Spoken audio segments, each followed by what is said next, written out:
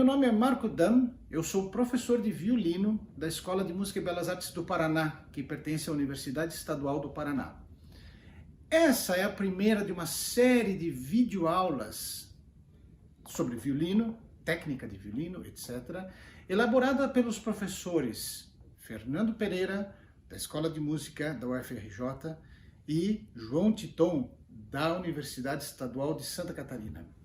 Estas aulas foram elaboradas para o projeto Espiral, que é uma linha de ação do SINOS, Sistema Nacional de Orquestras Sociais, que é uma parceria entre a Funarte e a Universidade Federal do Rio de Janeiro, com sua escola de música.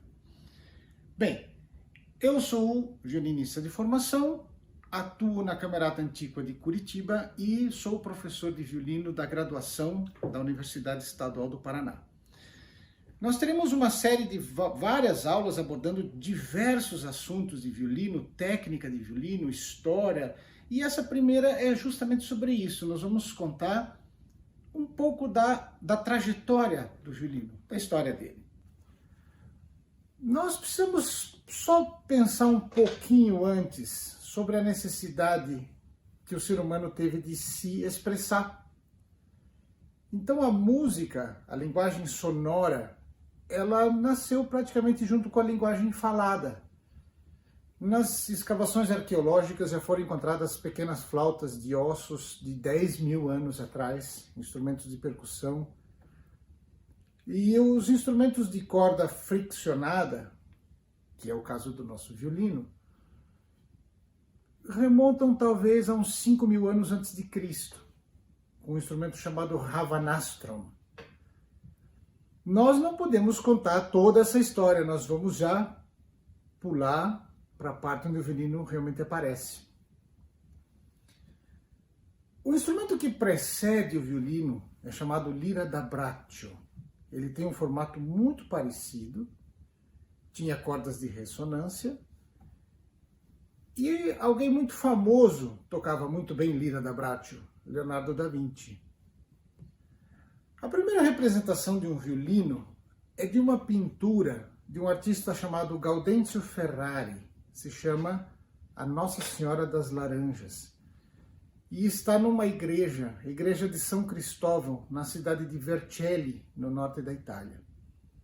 Essa pintura é de mais ou menos 1530, e a gente vê nela, num canto, um pequeno anjo tocando violino. Então, essa é a primeira referência a um violino que nós temos na história. A gente não pode dizer que a lira da braccio tenha sido um instrumento, digamos, um violino primitivo. Não existe um violino primitivo. As liras da braccio já eram instrumentos fabricados por grandes luthiers, já eram instrumentos lindos e muito bem construídos. Então, quando o violino surgiu, ele praticamente nasceu pronto, ele já nasceu muitíssimo bem construído. A única diferença é que ele tinha apenas 3 cordas.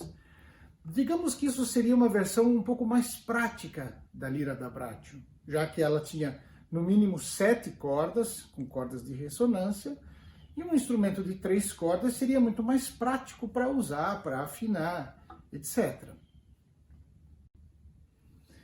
A gente não sabe dizer quem exatamente inventou o violino, criou o violino. Existem 2 cidades muito importantes no norte da Itália, na construção do instrumento, que disputam essa criação. A cidade de Brescia, que teve o grande Gasparo da Salò, luthier, e a cidade de Cremona, com a família Amati. Mas nós não podemos afirmar exatamente quem criou isso. São os primeiros luthiers da história. De início, o violino era um instrumento popular, porque nas cortes era preferida a família das violas da gamba, que eram consideradas com uma sonoridade mais nobre. E a igreja também não gostava tanto do violino, ainda se usava muito mais o órgão e o canto coral. À medida que se foi descobrindo as possibilidades técnicas do violino e a adição de uma 4ª corda, a corda Mi, a mais aguda. Muitos compositores começaram a escrever música e apareceram os virtuosos do violino. Então as possibilidades aumentaram tremendamente. E a gente já vê, a partir do século XVII, o surgimento de um repertório para o instrumento, que atingiu uma produção muito grande já no período barroco, com grandes violinistas e violinistas compositores. Por exemplo, Vivaldi, Geminiani, Corelli, Tartini, Locatelli e muitos outros. Nesse período, o violino já se estabelece como um instrumento solista e nós já vamos encontrar ele sendo tocado na Alemanha, na França, na Inglaterra. Vamos lembrar que Bach escreveu muita coisa para violino, Handel escreveu muita coisa para violino e os compositores franceses também. Então o violino já era um instrumento estabelecido, vamos dizer assim. O principal centro de construção de instrumentos foi a cidade de Cremona. Lá nós vamos ver os grandes luthiers, que até hoje são os mais conceituados e têm os seus violinos mais valorizados, e que formaram famílias. Nós temos a família Amati, nós temos a família Stradivari, e nós temos a família Guarneri, e que se espalharam por grandes centros do norte da Itália, como Turim, Milão, Veneza, Parma, Bolonha e outros. A arte de construção de instrumentos de corda se chama lutheria, e o artista é o luthier, que é uma palavra francesa, ou liutaio, que é uma palavra italiana. E nós usamos as duas até hoje. A maioria desses grandes construtores também eram professores, que recebiam alunos de toda a Europa. Então essa arte se espalhou. Nós temos luthiers na França, na Inglaterra, na Alemanha e por aí vai. A figura do violinista virtuoso e compositor, nós já citamos alguns do período barroco, se mantém pelo classicismo. Mozart foi um excelente violinista.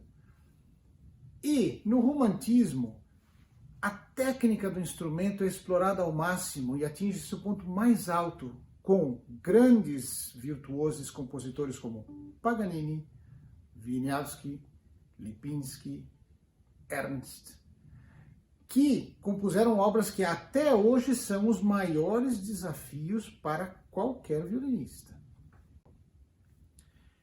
Em função dessas novas exigências técnicas e também sonoras, principalmente, porque a música, depois do período barroco, saiu das cortes e foi para os teatros, que foram ficando cada vez maiores. Então, houve a necessidade de pequenas mudanças estruturais no violino para que ele tivesse uma potência sonora maior.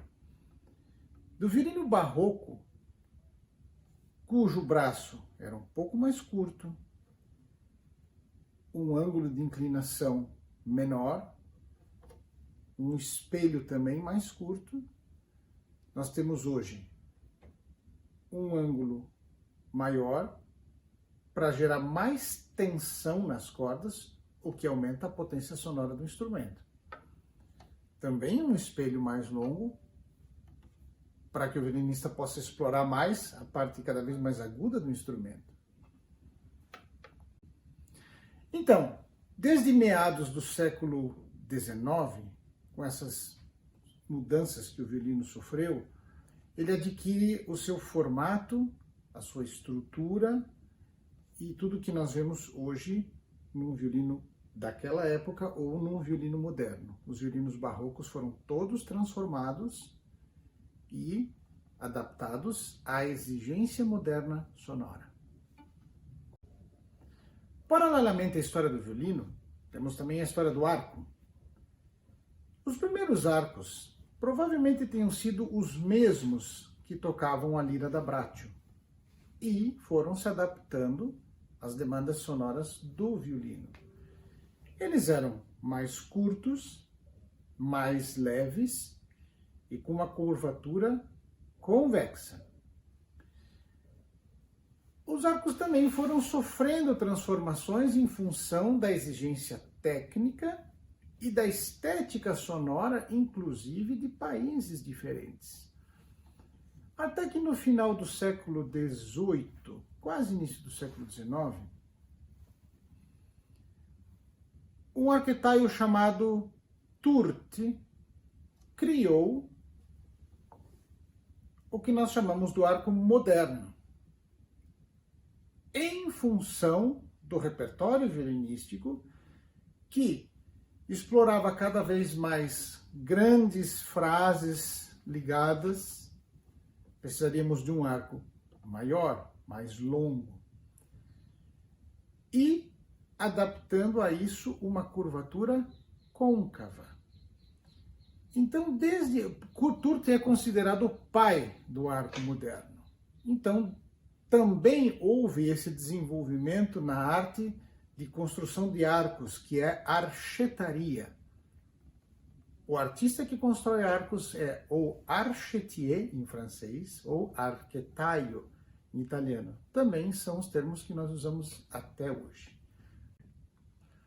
Bem, resumir 500 anos de história em poucos minutos é uma tarefa praticamente impossível. A função desse vídeo é muito mais inspirar novas pesquisas. Nós poderíamos separar toda essa história em a história da construção do instrumento, a história dos violinistas e a história do repertório violinístico. E ainda temos a história paralela do seu arco, ou seja, é um mundo fascinante, é um mundo riquíssimo, é um mundo de fonte de pesquisa de uma dupla que deu muito certo. Obrigado e até o próximo vídeo.